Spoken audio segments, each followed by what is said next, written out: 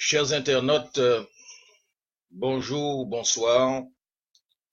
Je vous propose ce jour, cet après-midi, ce 23 mai 2007, le travail qui consiste à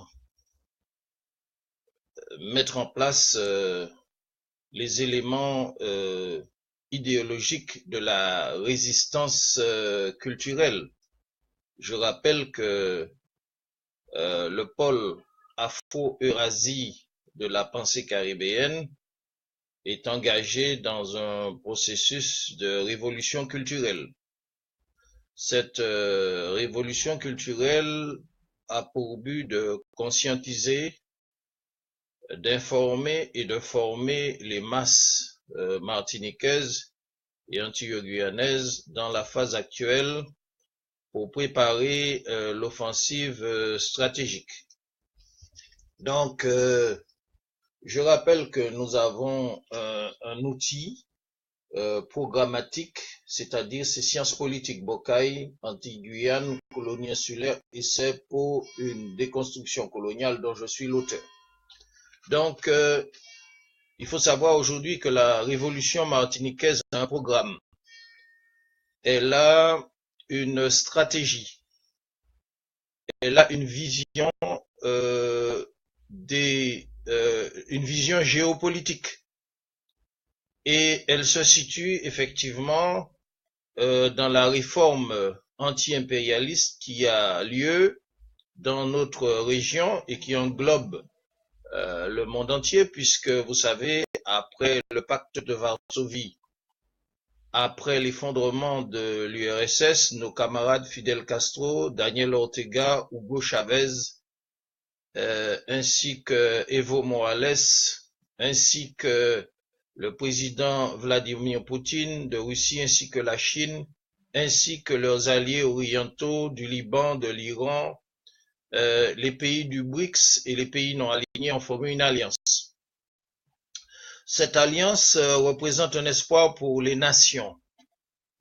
Cette alliance anti-impérialiste réformée qui regroupe des pays révolutionnaires communistes et non communistes est un espoir pour les mouvements de libération. Et c'est dans cet ordre-là que nous voulons réorienter le mouvement nationaliste en Martinique pour sortir de la collaboration, de la capitulation, du social réformiste et du néocolonialisme.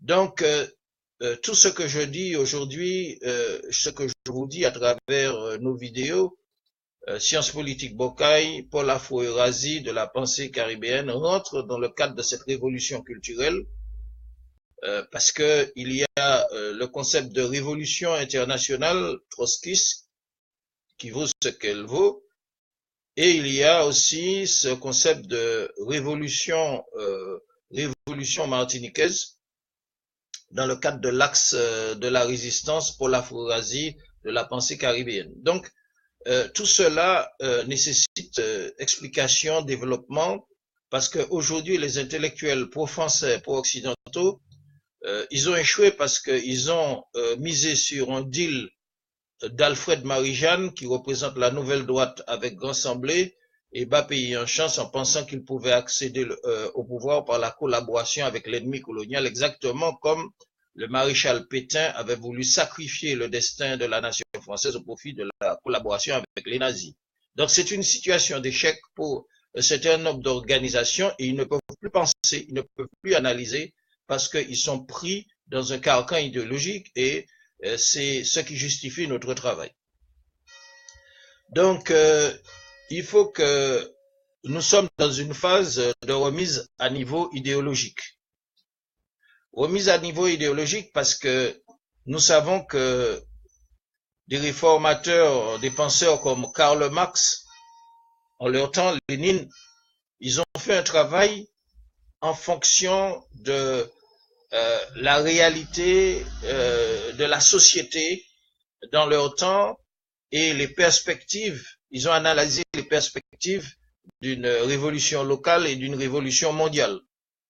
Mais les temps ont changé et c'est pour cela que nous sommes dans les temps actuels où il nous faut refaire le travail que Karl Marx et que Lénine ont fait en leur temps, mais dans nos spécificités caribéennes, martiniquaises, pour donner à la révolution, au mouvement ouvrier, aux travailleurs, une idéologie qu'ils puissent continuer la lutte afin qu'ils sachent où l'on est et où l'on va.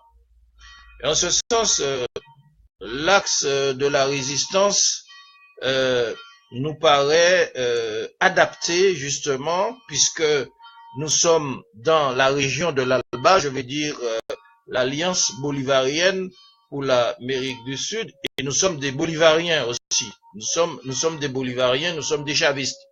Donc par conséquent, nous devons faire notre travail, ce que nous appelons la révolution culturelle, analyser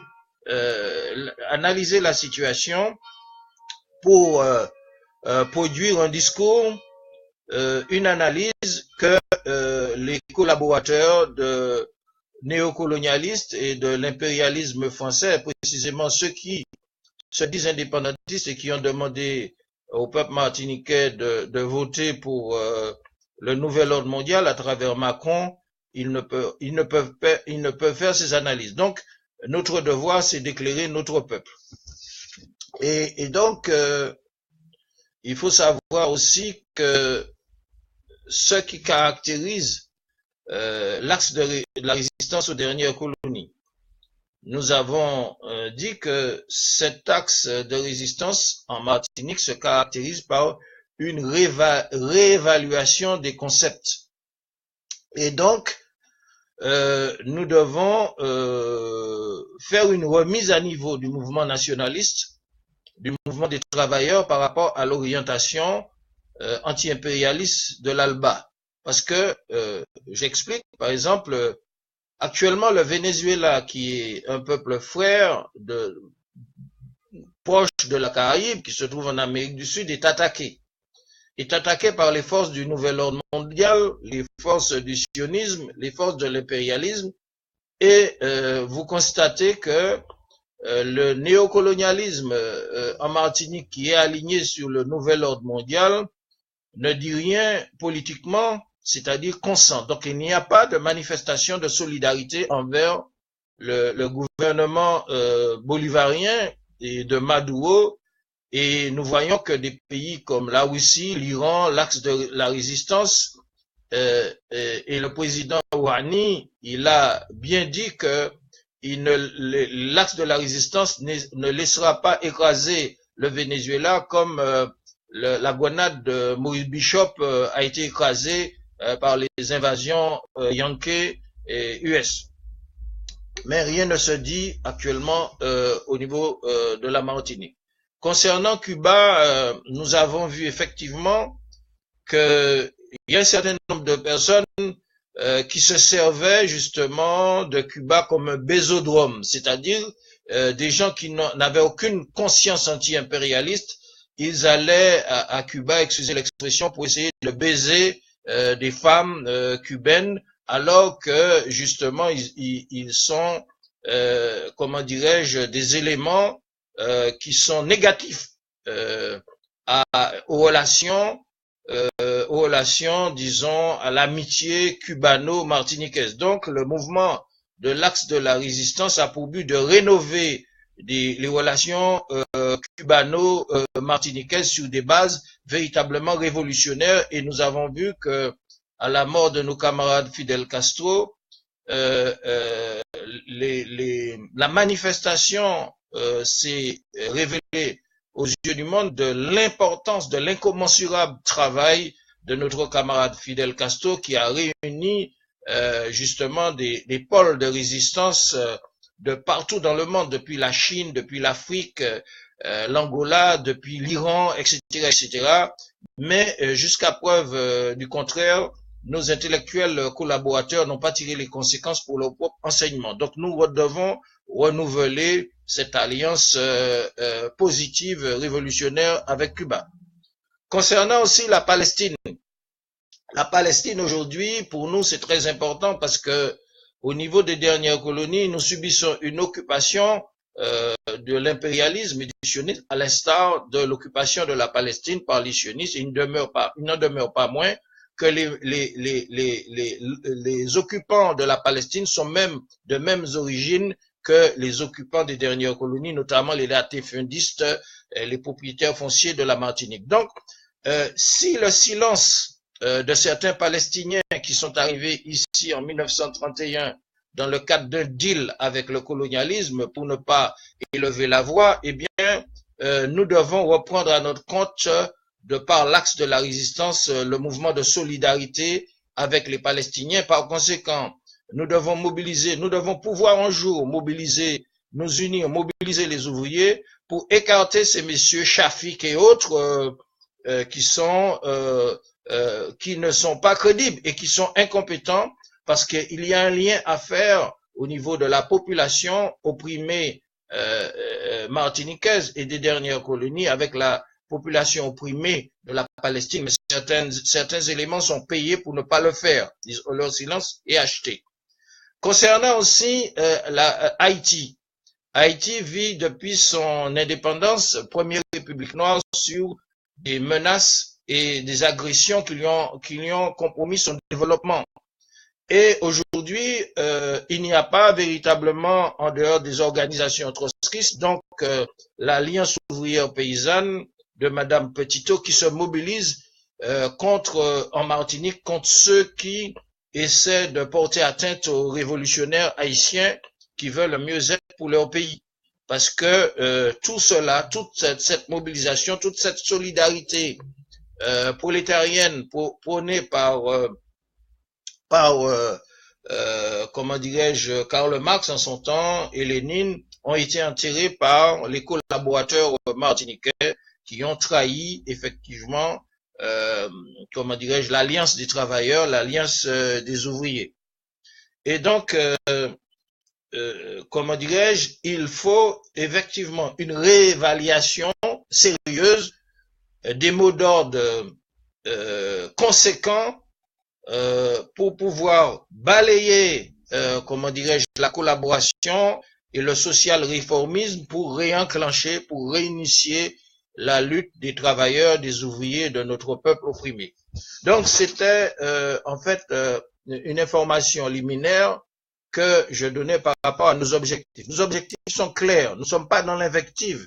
Nous devons dénoncer effectivement les trahisons, mais une manière aussi de permettre, pendant qu'il est temps, que ceux qui ont la possibilité de faire une, comment dirais-je, leur autocritique et comment dirais-je, réévaluer leur position puissent rentrer dans les rangs, parce que nous voulons dans le mouvement de libération veut s'épargner des pertes inutiles. Donc, pour éviter les pertes inutiles, dans la phase actuelle, il s'agit de critiquer les mauvaises positions, les mauvaises postures et permettre aux contrevenants de réintégrer leur mouvement en faisant leur autocritique. Donc, tel est notre but dans cette résistance idéologique et dans cette résistance culturelle. Donc, je vais rappeler dans ce manuel de la révolution martiniquaise, essai pour une déconstruction coloniale, eh bien, nous allons donner aux auditeurs, avant de rentrer dans le vif du sujet, des indications sur la donne anti-impérialiste en Amérique du Sud, telle que nous l'analysons au niveau du pôle Afro-Eurasie de la pensée caribéenne dans le cadre de sciences politiques Bocaille. Nous avons des problématiques géopolitiques et aussi une logique de zone d'influence. Donc nous disons que l'impérialisme ou le colonialisme avait confirmé leur volonté de faire des Caraïbes et de l'Amérique du Sud leur zone d'influence franco-européenne contrôlée par l'Occident. Cet espace convoité de l'impérialisme est désormais fragilisé depuis la réforme anti-impérialiste bolivarienne de l'Afro-Eurasie et de la nouvelle ligne de front réunissant la Russie et le tiers-monde, l'alliance incontournable des pays d'Amérique du Sud, du mouvement bolivarien, de l'ALBA, le Venezuela, Cuba, Bolivie et leurs alliés anti-impérialistes orientaux émergents de culture non communiste. Donc, c'est un précédent très important, refaire le pacte de Varsovie, reconstruire, réorganiser le mouvement anti-impérialiste tel que Hugo Chavez et Fidel Castro l'ont fait, avec des pays révolutionnaires communistes et non communistes, c'est fait. Donc, actuellement, à cause de cette réalité, les collaborateurs martiniquais et les social-réformistes qui ont dévié le mouvement nationaliste et le mouvement de libération nationale, notamment les éléments d'Alfred Marie-Jacques, il faut le dénoncer, qui a dévié le MIM, mouvement indépendantiste national, ils sont caractérisés par cette situation et ils sont très inquiets.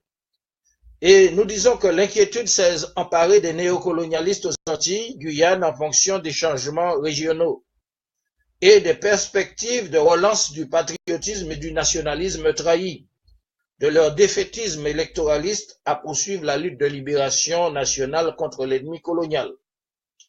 Du même coup, des faux opposants indépendantistes, surtout en Martinique, qui ont muselé le peuple, collaborent à l'occupation coloniale au profit d'un deal géopolitique concédant le maintien de l'impérialisme français, soi-disant troisième puissance maritime mondiale, notre espace océanique insulaire.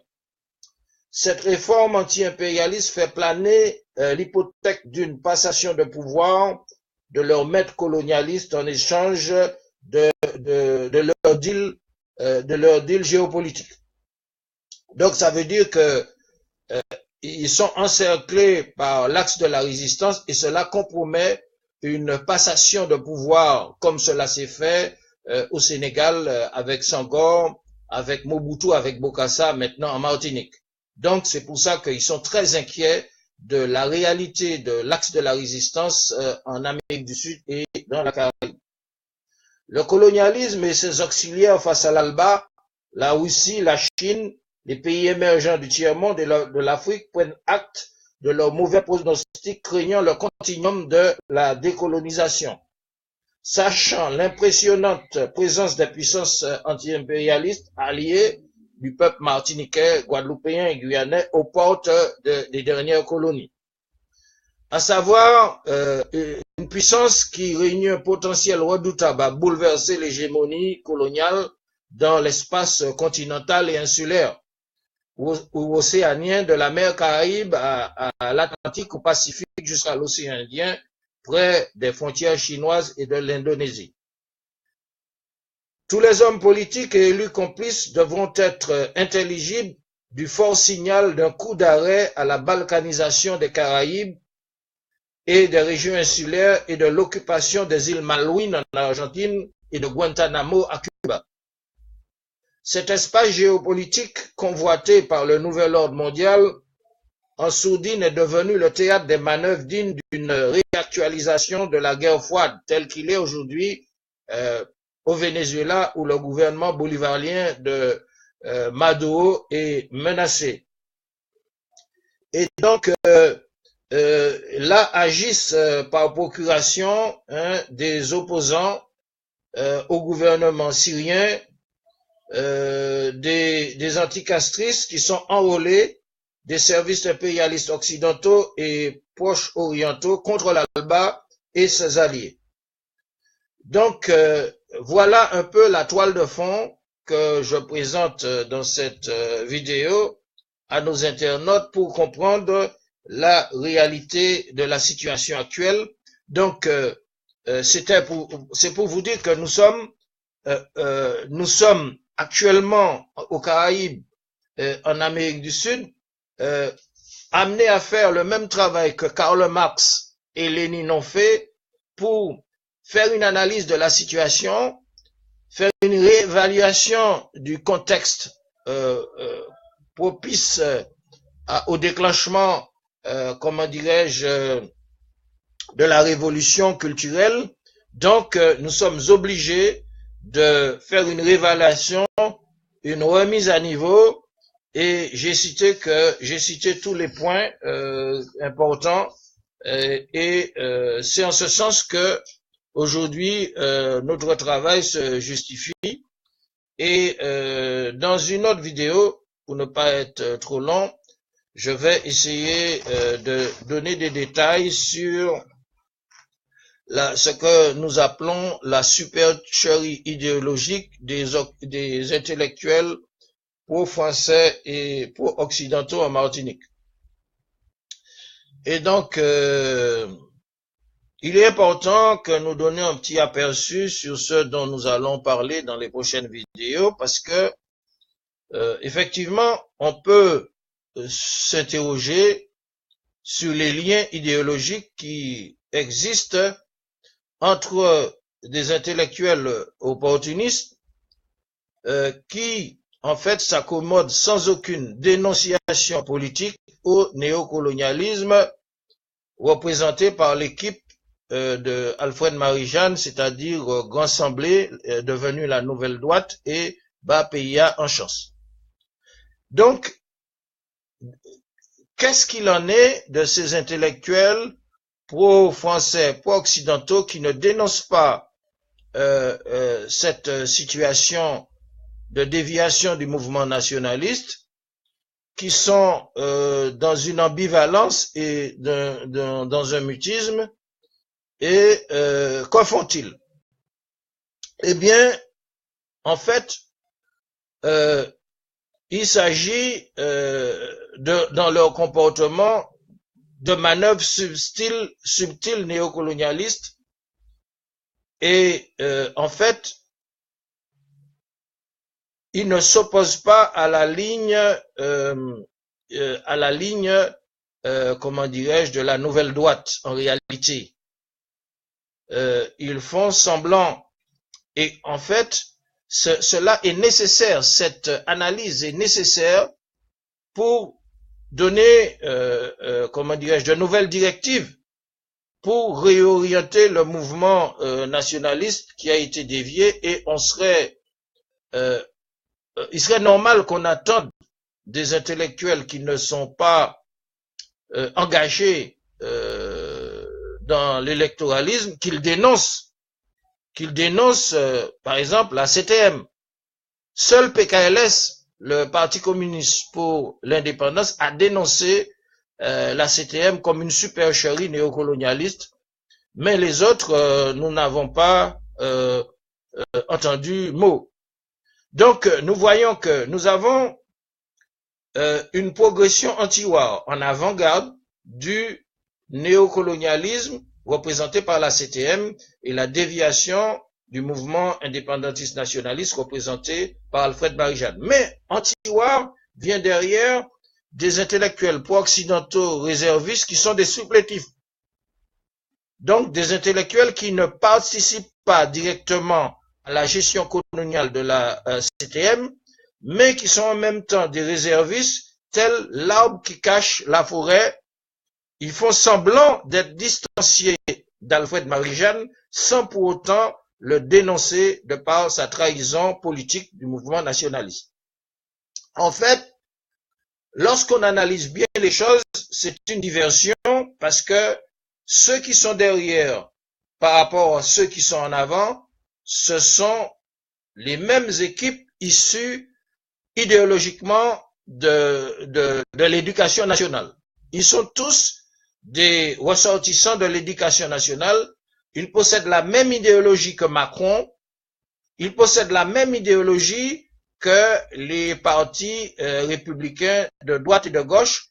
Et donc, la diversion du marie-jeannisme consiste à garder des réservistes, comment dirais-je, anti-war.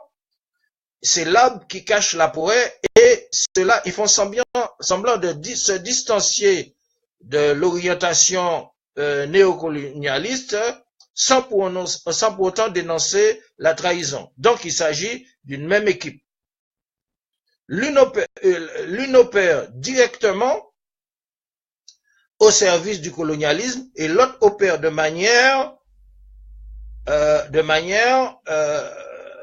manière de faux opposants. Et pourquoi il opère de cette façon? C'est pour faire obstacle, pour faire une diversion, pour faire obstacle à toute perspective de réorganisation du mouvement anti-impérialiste au profit inavoué d'Alfred Marie-Jeanne, donc Alfred Marie-Jeanne, il a mis en tiroir de ses équipes de réservistes pour faire une opération Molokoï, pour justement empêcher que ceux des militants qui pourraient investir la scène politique pour réorganiser le mouvement nationaliste, le mouvement de libération, ne puissent pas le faire puisqu'il s'est occupé par des réservistes, des faux opposants. Donc, nous devons savoir que cette stratégie morbide de la contre-révolution à travers des faux opposants est aussi dangereuse et très dangereuse du fait de leur activisme. Par exemple, vous avez des activistes qui vous parlent, qui n'ont pas des mots d'ordre substantiellement mobilisateurs ni pour la classe ouvrière, ni le peuple opprimé, ni pour les travailleurs. Ils sont dans un délire racialiste. Certains vous disent que bon pour changer la situation, il faut commémorer l'abolition de l'esclavage. Alors que depuis qu'on commémore l'abolition de l'esclavage, rien n'a changé. D'autres vous disent ah oui, il faut abolir le statut d'affranchi. Et lorsque, par exemple, on a Taubira Delanon a organisé pour le décret d'esclavage comme crime contre l'humanité, ça n'a pas changé ni la réalité de l'exploitation foncière économique de la Martinique, etc., etc. C'est l'encre sur papier, ça ne mange pas du pain, ça ne change rien. D'autres nous disent que bon voilà, et d'autres nous ont parlé pendant 30 ans de la créolité.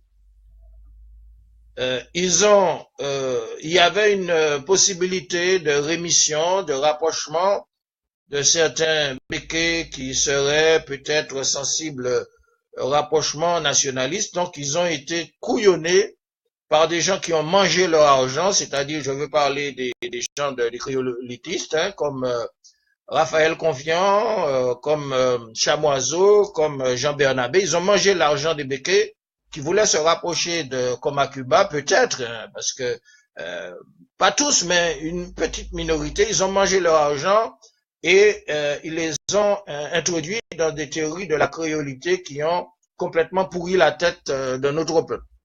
Bon, ça a duré 30 ans et maintenant, vous avez d'autres diversionnistes, des réservistes, qui viennent avec des théories de la décréolisation.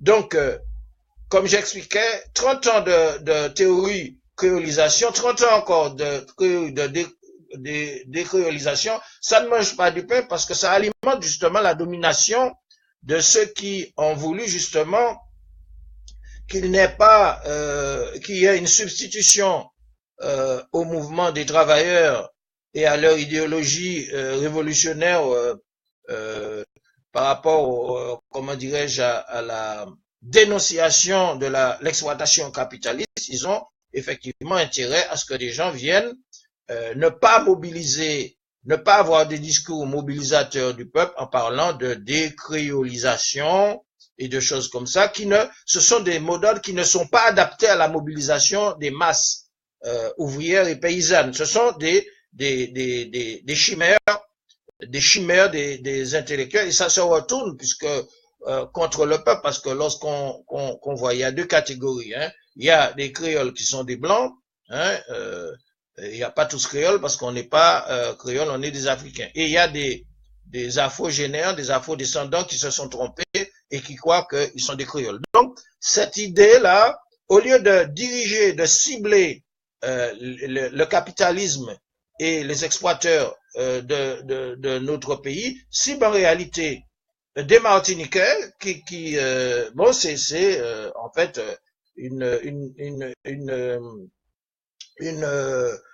comment dirais-je, une brèche, hein, pour encore nous diviser au lieu d'expliquer aux gens effectivement que vous êtes et c'est pour cela que pour nous l'idée du patriotisme rassemble tout, règle tous les problèmes, et ces théories sont vaseuses et fumeuses. Donc nous avons vu que effectivement la posture des réservistes, des faux opposants, serait aussi dangereuse, telle une diversion de par le activisme pour tromper une grande partie du peuple qui est à la recherche en ce moment d'une vraie organisation, de vrais dirigeants nationalistes qui leur permettraient, qui permettraient aux masses de mener la lutte, de mener le combat dans la continuité du mouvement pour la libération nationale. Donc, je vais terminer sur cette vidéo en vous proposant, lors d'une prochaine vidéo, de continuer sur ce même thème pour mieux expliquer, comment dirais-je, le point de vue de Sciences Politiques Bocaille, et cela justifie en quelque sorte ce que nous avons dit tout à l'heure, puisque nous sommes dans une résistance idéologique et dans une résistance culturelle. Nous ne sommes pas dans l'invective, mais nous sommes dans l'analyse, et il s'agit de dénoncer le mal et de recommander le juste, dénoncer le mal, recommander le juste, et c'est la condition de permettre, comment dirais-je, l'autocritique et, comment dirais-je, un réexamen de la position de ceux qui se sont déviés, parce que le mouvement nationaliste de libération veut faire l'économie, comment dirais-je, des ressources humaines, parce que un mouvement nationaliste a la possibilité de destruction, mais dans cette perspective, le moment est de récupérer les éléments déviés afin qu'ils fassent leur analyse, qu'ils fassent leur autocritique, comme dans la révolution chinoise, hein, une rééducation de l'élite afin d'éviter, comment dirais-je, un gâchis, permettre au moins dans cette phase actuelle que ceux qui peuvent, comment dirais-je, faire leur autocritique et, comment dirais-je, éliminer leur conception erronée puissent rejoindre la révolution martiniquaise, ce qui nous éviterait des gâchis et des gâchis aussi humains, il faut le dire, parce que la révolution n'est pas un dîner de gala. Eh bien, chers internautes martiniquais, chers internautes antillais-guyanais, chers internautes, comment dirais-je, anti-impérialistes d'Amérique du Sud, d'Afrique, d'Asie, d'Europe, de France, eh bien, c'est Macandal de l'orientation du pôle Afro-Asie, de la pensée caribéenne, Sciences Politiques Bocaille. À bientôt pour une prochaine vidéo.